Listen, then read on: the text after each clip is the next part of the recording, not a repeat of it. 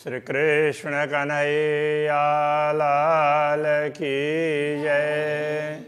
श्री निजानंद स्वामी की जय।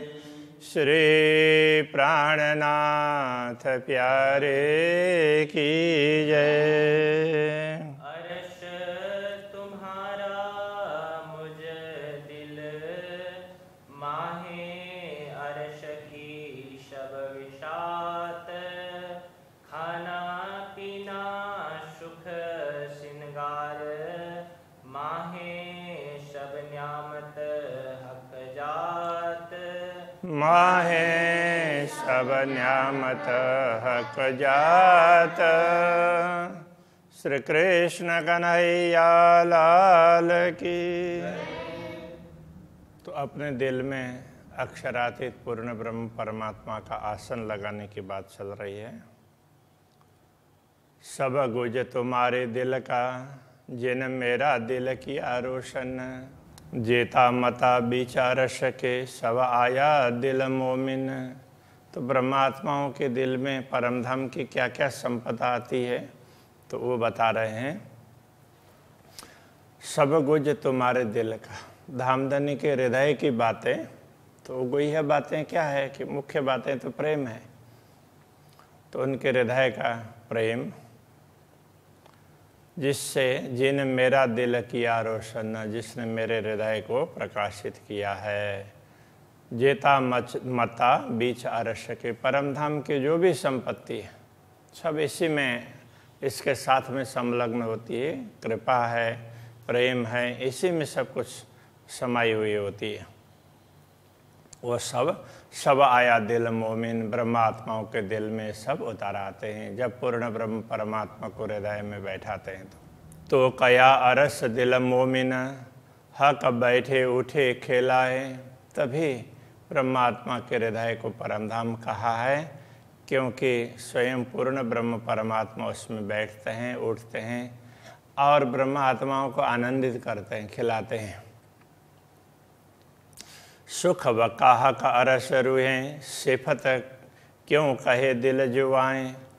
सुख बक्का सुख, परमधाम का अखंड सुख ब्रह्मात्माओं के लिए, ब्रह्मात्माओं को जो अखंड सुख प्राप्त होता है कि उस विषय में सिफत क्यों कहे दिल जुआएं। ये दिल अथवा ये नश्वर जगत का दिल या इस शरीर की जिह्वा के द्वारा उस सुख का वर्णन नहीं हो सकता है। पर दिल जो अंग है, दिल के जो अंग है, धनी अरस तुम्हारा सोए। हृदय के तो जितने भी अंग हैं वो सब हे धाम धनी, वो आपका धाम ही है। अब उसका कंट्रोल सब आपके हाथ में है। तो ये कहना चाह रहे हैं, तुम्हें देखे कहे बातें सुने, लेबे तुम्हारी बानी की खुशबुएं। इसलिए कि आपकी बातें सुनना, आपके दर्शन करना और आपकी बातों की सुगंध लेना, तो ये सारा तो ये ब्रह्मात्मा कर सकती है। तो हृदय में आप बैठे हैं तो फिर ब्रह्मात्मा को सब कुछ आप ही आप दिखते हैं, ये कहना चाह रहे हैं। पिए तुम्हारी सुराही का ले स्वाद फूल शराब। तो आपके सुराही का, आपके पात्र आप प्रेम प्रदान करते हैं तो उस प्रेम को पूरा पात्र भर भर करके हम पीते हैं। ऐसी लेव मस्ती महबूब की ज्यों उड़ जावे ख्वाब। तो मुझे ऐसा लगता है कि धामधनी के सानिध्य का ऐसा सुख लूँ, ऐसी मस्ती लूँ जिससे ये सारा स्वप्न उड़ जाए। मुझे स्वप्न का कुछ दिखे ही नहीं, आप ही आप दिखो चारों तरफ। तो इस प्रकार से अपने चाहना व्यक्त कर रहे हैं। एक स्वाद दिल देखे तुमको, सुने तुम्हारी बानी की मिठास।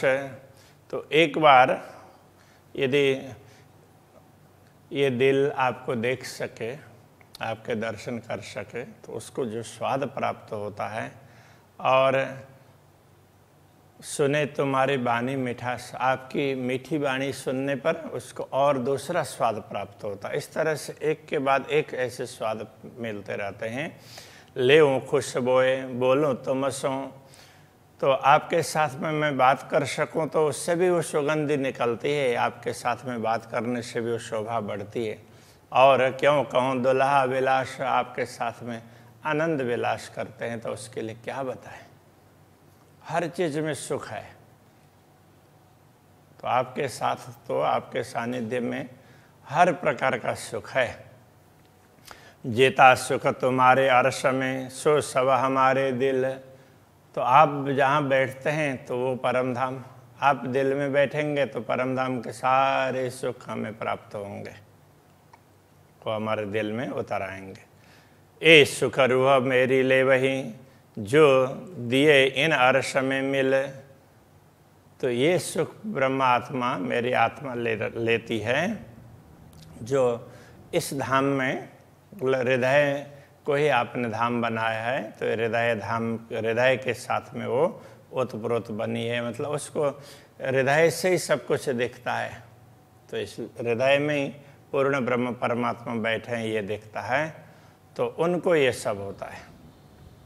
रूह वर्णन करे क्या होए, जो लो साधन ले निश्वत।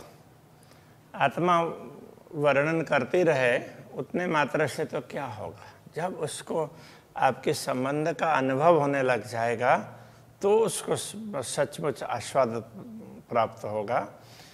इश्क इल्म जोश हुक्म ये सब मेहरें पाई न्यामत। परमधाम की संपत्तियों में प्रेम है, ज्ञान, जोश, आदेश, ये सब आपके कृपा से ही प्राप्त होने वाली संपदाएं हैं।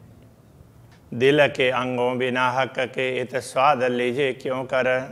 तो हमारे दिल के अंग आपके बिना स्वाद कैसे लेंगे, आप होंगे दिल में अंग बैठेंगे तो ही तो आपका स्वाद ले सकेंगे। देखे सुने बोले बिना, तो क्या अरस नाम धराया धनी बिगर। देखे सुने बोले बिना, देखे सुने बोले तो उसके बिना तो और आपकी उपस्थिति के बिना इस दिल को केवल नाम रखने से तो नहीं होगा ना। अर्श नाम धराया धनी बिगर, तो धनी के बिना आपकी उपस्थिति नहीं होगी, आपके बिना इसको कैसे परम धाम कह सकते हैं। तो देखना सुनना ये सारा ये आपके होने पर ही हो सकता है। जो माशुक सेजना आइया, जो प्रियतम परमात्मा इस दिल रूपी शैया पर नहीं आते हैं, देखिया सुनिया न कही बात, तो जब तक नहीं आते तब तक उनके विषय में न देख सकते, उनको देख सकते, न उनके विषय में सुन सकते हैं, न कह सकते। सुख अंग न लियो इन सेज को, ताए निष्फल गई जो रात। तो जो इस सैया का अनुभव नहीं कर सकती है, धामधनी को हृदय में नहीं बैठा सकती है, ऐसी आत्मा के लिए तो ये अंधकारमय जगत, ये रात्रि है तो ये खेल देख रहे हैं, तो ये फेरा ये निष्फल हो जाएगा। अरस तुम्हारा मुझे दिल, माए अरस की सब विषात। इसलिए आपका धाम तो मेरा हृदय है, इसमें परम धाम की सारी संपत्ति, विषात का अर्थ संपत्ति, तो सारी सामग्री, तो सारी सामग्री इसमें है। आप जहाँ होंगे वहाँ सब कुछ हो जाएगा। सब न्यामतें इनमें, अरस बक्का हक जात। सारी संपदा इसी में है, और अरस बक्का हक जात, अखंड धाम और तो ब्रह्मात्माएं सब इसके अंदर ही विराजमान है।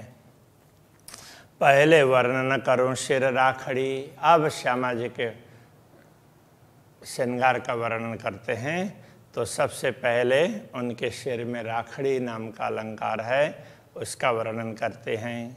पीछे वर्णन करो शवांग, फिर अन्य अंगों का वर्णन करते हैं।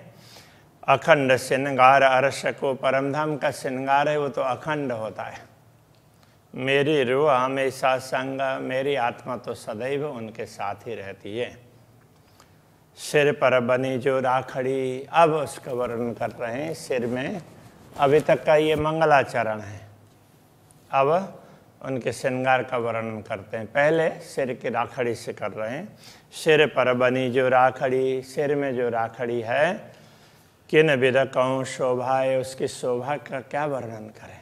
तो राखड़ी क्या है, तो वो फूल जैसे उसमें फिर अलग अलग प्रकार के उसका आगे आगे वर्णन आएगा। बीच में हीरा है तो उसके चारों तरफ माणिक है, उसके ऊपर में नीलमणि है, इस तरह का ऐसा वो फूल जैसा। तो पीछे तक उसकी डोरी है, पीछे तक पहुंची होती है, तो पीछे ही बांध करके फिर ऊपर ऐसे लटकाते हैं, तो उसको राखड़ी कहा है। तो इसकी क्या शोभा, इसकी शोभा का क्या वर्णन करें। आसमान जिमी के बीच में एक ही ज्योत खड़ी ले, आसमान और भूमि में ऐसा लगता है कि केवल प्रकाश निकलता है तो इसी से निकल रहा हो, ऐसा लगता है। तो कहने का तात्पर्य इसमें इससे प्रकाश ही प्रकाश निकलता है, तो वो काफ़ी महत्वपूर्ण है। गिरदवाए मानिक बने बीच हीरे की ज्योत, तो उस राखड़ी में क्या है, बीच में हीरा है और चारों तरफ मानिक है। किनार ऊपर जो नीलवी, और उसके तीसरी लाइन तो वो किनार है वो नीलमणि की है। हुई जिमी अंबर उद्योता, तो वो तो भूमि से लेकर के आकाश तक उसकी चमक फैली हुई है। सेथे भी सिर कांगरी, और सिर कांगरी पान, सेथे भी सिर कांगरी, वो मांग भी किस तरह से, सिर में वो कांगरी, वो कांगरी हो ना, उस प्रकार से उसकी भी बड़ी सुंदर डिजाइन है। और सिर कांगरी पान, और सिर में जो पान है दोनों ऐसे इधर पटली है, तो उसमें भी वो उसमें पान जैसे आकार का, तो वो भी आभूषण होता है, तो उसमें भी कांगरी है। इन सिर शोभा क्यों कहूँ अलेखे अमान, तो इस प्रकार सिर की शोभा का क्या वर्णन करें, उसका तो लेखा जोखा ही नहीं होता है, और अमान उसको मापा भी नहीं जा सकता। माए हारे खजूरे बूटियाँ, तो बीच में तो खजूरे, वो खजूरा क्या है कि ऐसे ऐसे ऐसे ऐसे करके, तो ऐसे ऐसे उसमें जैसे खजूर वो होता है ना कीड़ा, तो उसके पैर ऐसे होते हैं, तो उस तरह से। तो ये क्या उसको बोलेंगे कुछ निशान, ये इसमें टोपी में भी है, तो ये जो स्प्रिंग है वो ऐसे ऐसे जुड़ करके उसमें मिल करके बना होता है, उसको खजूरा बोलते हैं, ऐसे आभूषण को। माए हारे खजूरे बूटियाँ, उसमें बूटियाँ हैं, दूसरे खजूरे हैं, ऐसे उनके हार हैं। बीच फूल करता है ज्योता, बीच में फूल है, तो उसकी ज्योति बहुत ज़्यादा है। जुदे जुदे रंगों जवेरा, अलग अलग रंग के रत्न हैं। ठौर ठौर रोशनी होता, उससे सर्वत्र प्रकाश होता है अलग अलग स्थानों में, मतलब जहाँ उससे प्रकाश ही प्रकाश निकलता है, ये कहने का तात्पर्य है। लाल सेंथे ज्योत जवेर की, दोए पटली समारी सिर, तो लाल सेंथा है, उसमें से भी हीरे की जैसी ज्योति निकलती है, तो वो मांग है, लाल है, तो मानो वो क्या है कि हीरे के कण ही वो उस तरह से मांग की तरह से लगाए हुए हैं, ऐसा लगता है, तो उसमें से ज्योति निकलती है।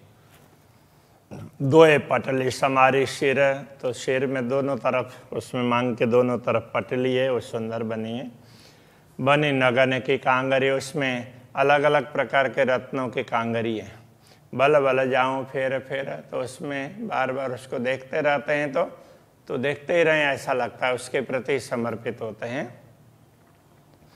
नीलवट पर सर मोती ने की, ललाट पर मोती की लड़ियां लटकी हुई है, तो ऐसे लड़ियां ऐसे सीधी वो भी होती है, और इस प्रकार की वो 3 ऐसे सर है, तो वो तो यहाँ पर लगाई हुई है, तो उसके लिए वो बता रहे हैं। तो वो मोती की सर है, ऊपर नीलवी, बीच मानिक, 3 सर हैं, तो 3 ऐसी लड़ियाँ हैं, तो नीचे के मोती के बीच में मानिक है और ऊपर नीलमणि है।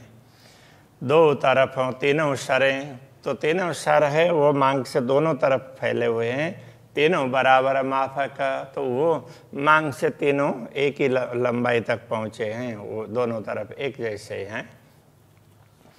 इन तीनों पर कांगरी बनी से थे बराबर। इन तीनों के ऊपर भी कांगरी जैसी बनी हुई है कि जो मांग के साथ में उसकी शोभा दिखाई देती है। पान कटाव से थे पर, और मांग पर वो पान भी है, उसमें भी कटाव का मतलब वो कार्विंग करके बनाया हुआ इस प्रकार का वो पान है, वो आभूषण ही है।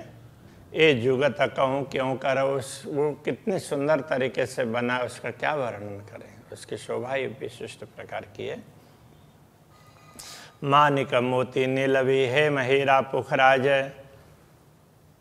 तो उसमें मानिक मोती नीलमणि हेम हीरा पुखराज इस प्रकार के अलग अलग रत्न जड़े हुए हैं। इन मुख शोभा क्यों कहूँ शिर खूबी रही विराज, ये राखड़ी है, ये राखड़ी के लिए वर्णन कर रहे हैं। इसमें इसका वर्णन क्या करें, इसमें तो सारे रत्न आ जाते हैं। बीच फूल कटाव कई राखड़ी के गिर दबाए, तो उस राखड़ी के बीच में क्या है कि बीच में फूल जैसा लगता है, उसके चारों तरफ फिर अलग अलग रत्न ऐसे हैं। ये जुगत बनी मूल बेनी, तो ये युक्ति ऐसे आगे बढ़ती बढ़ती मूल बेनी तक पहुंची है। ये जुगत बनी मूल बेनी लगा, बेनी तक इसकी ऐसी शोभा है। गूथी नंग मोती बेन बनाए, तो इस प्रकार इसको गूथा है अलग अलग प्रकार के मोती और रत्न से। तो मानो आगे जाकर के वो वेणी है, वेणी वो चोल्ठों को बोल रहे हैं, तो वो उसी तरह से, तो उसको उस तरह से बना है। तीन नंग रंग गोफने, तीन रंग के रत्न वो गोफने। गोफने क्या है कि वो केस को वो करने के लिए ना, तो केस की वो चोटी बनाने के लिए, तो जैसे कई लोग धागे का इस्तेमाल करते हैं, तो उस प्रकार का ये उसको गोफन बोलते हैं। तो ये वैसे साधारण धागा नहीं, उसमें तो सारे रत्न के ही वायर उस तरह से लगे हुए हैं, वो एकदम कोमल है। तीन रंग के हैं, क्योंकि तीन वो चोटली में वो तीन ऐसे होते हैं ना, तो उसको ऐसे मोड़ करके बनाते हैं। तीन एक में तीन रंग, उनमें एक में तीन रंग हैं। हीरा मानिक नीलवी, उसमें हीरे का भी रंग दिखाई देता है, मानिक का भी और नीलमणि का भी। शोभित कंचन संगा, तो वो सोने के साथ में सारे रंग सुशोभित हैं। तीनों गोफन घुंघरी, तीनों उसमें गोफन में तो वो घुंघरी बांधी है। बेनी गुथी नहीं जुगत, इस प्रकार वो बेनी कहीं नए तरीके से गुथी हुई है वो चोटी। बल बल जाऊं देख देख के रोए होए नहीं त्रपत, तो देख देख करके आत्मा को कभी तृप्त नहीं होती है, और उसी को देखते रहे, उसी में समर्पित होते रहे, ऐसा आत्मा सोचती है। चारों बंद बेनी तले नीले पीले शोभित, बेनी के नीचे चार ऐसे बंद, तो उसको बांधते हैं, तो वो बंद है, तो वो चार ऐसे बांधे हुए सुशोभित होते हैं, उसमें नीला पीला रंग है, ऐसे रत्न है। शोभे नरम बंद चोलिया के, फिर तो बेनी के नीचे ना चार बंद, ये चोली के बंद हैं, चार बंद हैं, तो वो उसमें भी अलग अलग रंग है, नीले पीले ऐसे। शोभे नरम बंद चोलिया के, खूबी साड़ी तले देखत, तो ये सब अंदर हैं और बाहर से साड़ी ऐसे ओढ़ी हुई है, तो पीछे से ये दिखता है तो बड़ी सुंदर शोभा दिखाई देती है। बेन शोभित गौर पीठ पर, वेणी है वो चोटी है, वो ये गौर पीठ पर बड़ी शोभा देती है। चोली और बंद चोली के, चोली और चोली के बंद, तो उसकी शोभा भी विशिष्ट प्रकार की है। सब देत देखाई साड़ी मैंने, इन सब की शोभा साड़ी के अंदर से दिखाई देती है। सब शोभा लेत सनंद है, तो ये देख करके बड़ा आनंद आता है इस शोभा को लेकर के।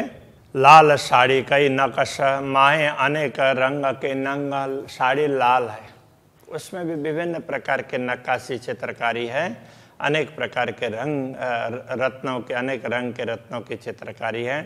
मी नकश न होवे गिनती, इतनी बारीक चित्रकारी है जिसका वर्णन नहीं हो सकता। करे जवेर माहे जंगा, तो अलग अलग प्रकार के रत्न हैं, तो वो उनसे प्रकाश निकलता है, तो वो प्रकाश परस्पर द्वंद्व करता है, ऐसा लगता है।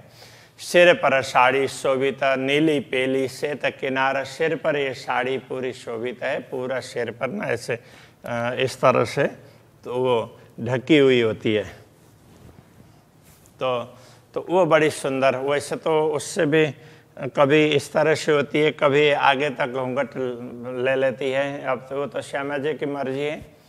तो साड़ी में, साड़ी के किनार है, उसमें भी नीले पीले सफ़ेद उसके कांगरी है। तीन पर सोहे कांगरी, उनमें वो कांगरी है।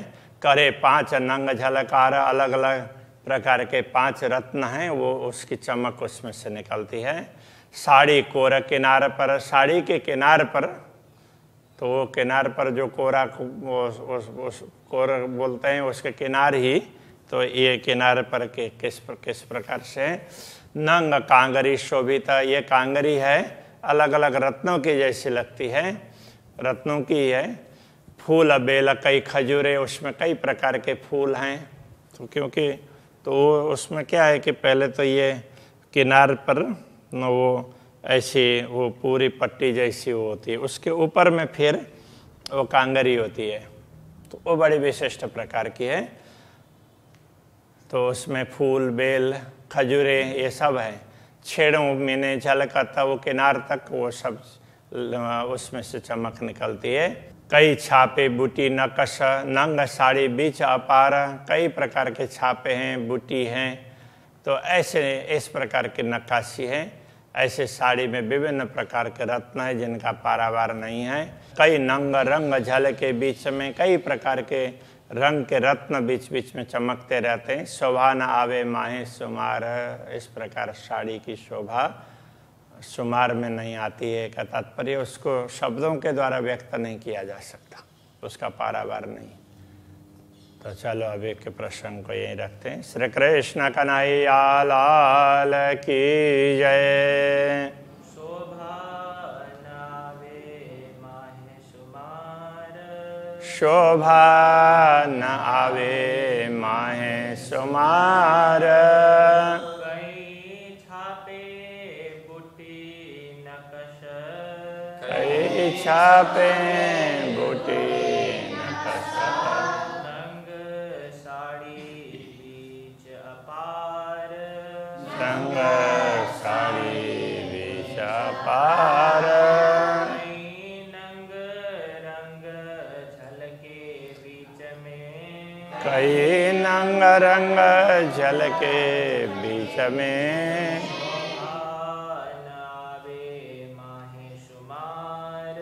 शोभा न आवे माहे सुमार, शोभा नावे माहे सुमार, शोभा न आवे माहे सुमार। बोलिए श्री कृष्ण कन्हैया लाल की, सद्गुरु महाराज की, श्री प्राणनाथ प्यारे